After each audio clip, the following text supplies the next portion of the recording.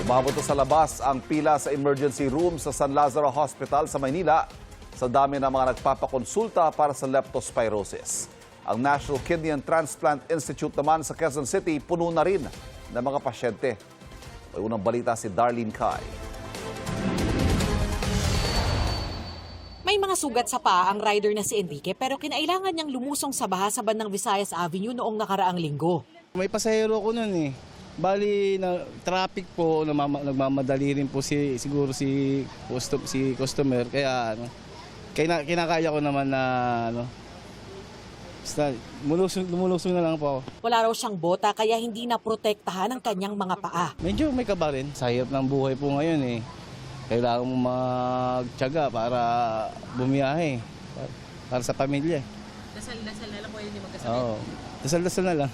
Tumarami ngayon ang mga kaso ng leptospirosis. Ang NKTI o National Kidney and Transplant Institute nag-anunsyo na ng full bed capacity dahil sa pagsipa ng bilang ng mga may leptospirosis at dahil na rin sa dami ng iba pang pasyente.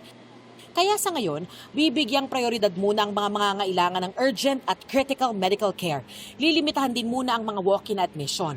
Inabisuhan na muna ang mga mangangailangan ng elective o non-emergency admission na makipag-ugnayan sa kanilang doktor. Sa emergency room ng San Lazaro Hospital sa Maynila, may pila na sa labas. Karamihan sa kanila ay magpapakonsulta para sa leptospirosis. Presently, ang aming emergency room capacity, maraming mga nag-aantay na mga leptospirosis patient sa aming express lane. Presently, mga umaabot na kami around 300 to 500% ng capacity namin ng aming emergency room. Isa sa mga pasyenteng nakapila si John Mark na lumusong sa baha noong Lunes. Napilitan po kaming bumili ng mga pangangailangan. Ayon sa kinabukasan, bigla na lang din pong nilagnat. Yun, mga sintomas ng lepto, yun na yun. 4 na oras na silang nakapila rito ng kanyang biyenan na sinamahan siya. Sa dami po, umuwi na nga lang po yung iba, sumuko. Total, nandito na rin po kami. Kaya talagang sacrifice po. Sa ngayon, 87 ang mga may kaso ng leptospirosis sa San Lazaro. 26 dyan ay severe o yung mga nahihirapan ng huminga at kailangan na ng dialysis. 3 pasyente na ang namatay sa leptospirosis mula August 19 hanggang 22.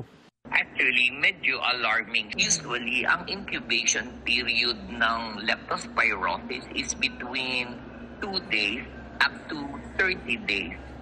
Kadalasan, nakikita namin yung peak ng leptospirosis is within 2 weeks from insult.